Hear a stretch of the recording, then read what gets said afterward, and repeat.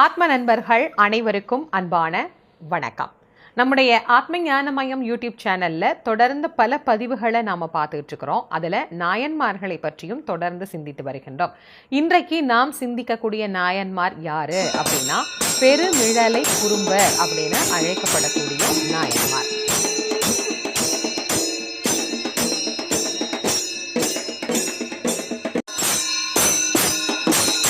இவரை பற்றி சுந்தரமூர்த்தி நாயனார் சொல்லுகின்ற போது பெருமிழலை குறும்பர்க்கும் பேயர்க்கும் அடியேன் அப்படின்னு எழுதியிருப்பாரு. பேயர் அப்படிங்கிறவரை பற்றி நாம அடுத்த வாரம் பார்க்கலாம். இன்னைக்கு நாம பார்க்க போறது பெருமிழலை குறும்பரை பற்றி பார்க்க போகின்றோம்.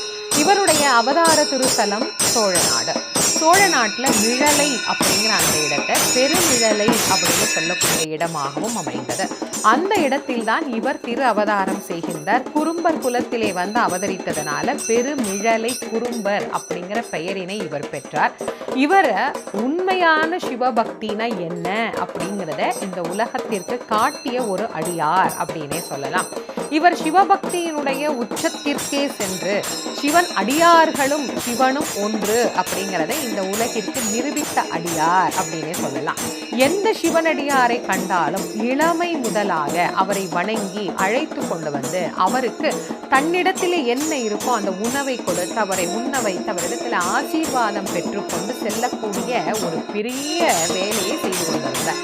சிவனடியார்களுக்கு உணவு தருவது, சிவனடியார்களை மரியாதையோடு நடத்துவது, அவருக்கு வேண்டும் என்கின்ற எல்லா உபசரணைகளையும் செய்வது, அதோடு இல்லாது நேரம் கிடைக்கின்ற போது தவம் செய்து சிவயோக சாதனையிலே ஒழுகி கொண்டு இருந்தார். இந்த தவம் தியானம் அப்படிங்கிறதெல்லாம் இன்னைக்கு நிறைய பேருக்கு வந்து இதெல்லாம் நேரமே கிடையாது, எங்களுக்கு நாங்கள் செய்ய முடியாது, எப்படி செய்யறது, இருக்கிற எல்லா வேலைக்குமே எங்கள் நேரம் சரியா போயிடுது அப்படின்னு நாம நினைக்கிறோம்.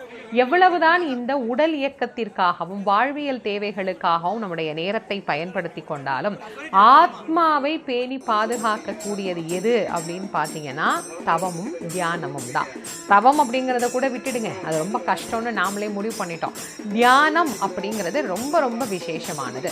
அந்த தவத்தையும் தியானத்தையும் தன் வசமாக்கி கொண்டு அதன் மூலமாக அனிமா, மகிமா, லகிமா, கரிமான்னு சொல்லக்கூடிய அஷ்டமா சித்திகளையும் தனக்கு வசமாக்கி கொண்டார் இந்த பெருமிழலை குறும்பர் அப்படின்னே சொல்லலாம். இவருக்கு ஒரு நாள் சுந்தரமூர்த்தி நாயனாரினுடைய வரலாறு பற்றி தெரிகின்றது. அதாவது சுந்தரமூர்த்தி நாயனாரை இறைவன் ஆட்கொண்ட அந்த விதத்தை இவர் தெரிந்து கொள்கின்றார். அவர் மீது தீராத காதல் கொண்டார். ஒரு அடியாராக எப்படி இறைவன் மீது நாம் அன்பு செலுத்துவோமோ அதே போல இவர் சுந்தரருக்கு தன்னை ஒரு அடியாராக மாற்றிக்கொண்டார். சுந்தரரினுடைய பக்தியை நினைத்து உள்ளம் முருகி கண்ணீர் பெருகி பெருமானிடத்திலே பல முறை சொல்லி இருக்கிறார். பெருமானே, நீ யாருக்கும் காட்டாத கருணையை இந்த சுந்தரருக்கு காட்டி இருக்கிறாயே. சுந்தரருடைய சமகாலத்திலேயே இவர் வாழ்கின்றார். அப்போ சுந்தரருக்கு கிடைக்கக்கூடிய அந்த சிவபெருமானுடைய கருணைகள் இதெல்லாம் அவருக்கு செய்திகளாக கிடைக்கிற போது மிகுந்த ஆனந்த வயப்பட்டு தன்னுடைய தவத்தில் சுந்தரமூர்த்தி நாயனாரையே நினைத்து நினைத்து நினைத்து நினைத்து அவருடைய நினைப்பிலேயே இவர் வாழ்ந்து கொண்டிருக்கின்றார். அதில் ஒரு நாள் அதிசயத்திலும் அதிசயமாக ஒன்று நடைபெறுகின்றது. சிவயோகத்திலே தான் இருப்பார். எப்போதுமே இவர் யோகத்தில் தான் இவரை காண முடியும். அப்படி ஒரு முறை இவர் யோகம் செய்து கொண்டிருக்கின்ற போது இவருடைய ஞான திருஷ்டியிலே ஒரு காட்சி புலப்படுகின்றது. கைலையில் இருந்து வெள்ளை யானை ஒன்று வருவதாகவும் அதன் மீது ஏறி சுந்தரமூர்த்தி நாயனார் திருக்கைலை சென்று அடைவதாகவும் அந்த காட்சியினை இவர் தன் கண்முன்னே காணுகிறார்.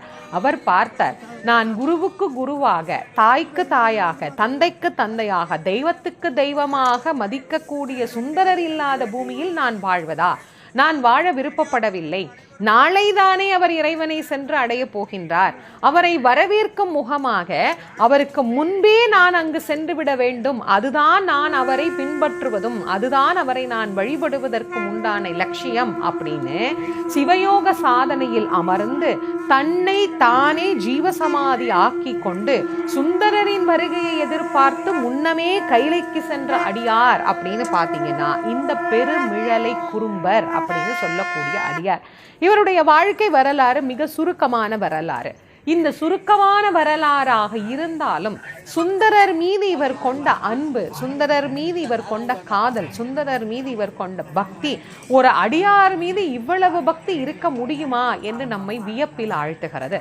இறைவன் மீது பக்தி இருந்தால் நாம பக்தி பண்ணா இறைவன் நமக்கு திருப்பி கருணை காட்டுவார், நாம் அன்பு செலுத்தா இறைவன் திருப்பி நமக்கு அன்பு செலுத்துவார், இப்படியெல்லாம் நாம் ஒரு எதிர்பார்ப்பு வச்சிருக்கிறோம். ஆனா ஒரு அடியார் மீது எந்த எதிர்பார்ப்பும் இல்லாமல் பக்தி செய்தார். அதோடு மட்டும் இல்லை, அந்த அடியார் நாளை இந்த உலகத்தில் இருந்து புறப்பட்டு கைலைக்கு செல்வார் என்கின்ற காட்சியை இறைவன் அவருக்கு முன்பாக இவருக்கு கொடுத்துட்டார் அப்படிதான் சொல்லணும். சுந்தரருக்கு முன்பாகவே இவருக்கு தெரிந்து விட்டது நாளை இங்கிருந்து வெள்ளை யானை வரப்போகிறது அப்படின்னு. அப்படி அவருக்கு முன்பாக போய் அவரை வரவேற்க வேண்டும், அவர் இல்லாத இந்த உலகத்தை நினைத்து பார்க்க முடியாது என்கின்ற எண்ணத்தோடு ஒரு அடியாரையே சிவமாக மேற்கொண்டு தன்னை தானே சிவமாக்கி கொண்ட அடியார் அப்படின்னு பார்த்தீங்கன்னா இந்த பெருமிழலை குறும்பரை நாம சொல்லலாம். அதனால்தான் சுந்தரமூர்த்தி நாயனார் இவரை நாயன்மார்கள் வரிசையிலே வைத்து போற்றி நமக்கும் வழிபாட்டுக்குரிய நாயன்மாராக காட்டியிருக்கின்றார். இவருடைய குருபூஜை நாளாக ஆடி மாதம் சித்திரை விளங்குகின்றது.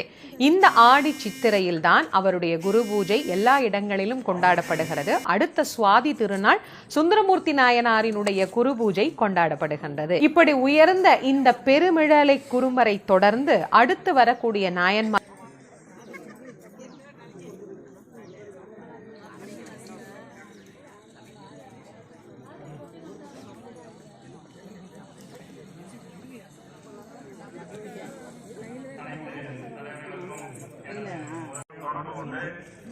நாம் என்ன செய்யலாம், அடுத்து என்ன செய்யலாம், செய்ய வேண்டும் என்பது பலவித யோசனைகளுடன் வந்திருக்கிறோம். போன வருடம் 5 நபர்கள் வந்தோம். இந்த வருடம் 20 நபர்களை நான் கூட்டிக் கொண்டு வந்திருக்கிறேன். நான் சேலம் மாவட்டத்திலிருந்து 5 நபர்கள் மட்டும்தான் வந்தோம். இந்த வருடம் சேலம், தருமபுரி மற்றும் கள்ளக்குறிச்சி மாவட்டத்தில் 20 நபர்களை நமது இருந்தவர்களை கூட்டிக் கொண்டு வந்திருக்கிறேன். எதற்காக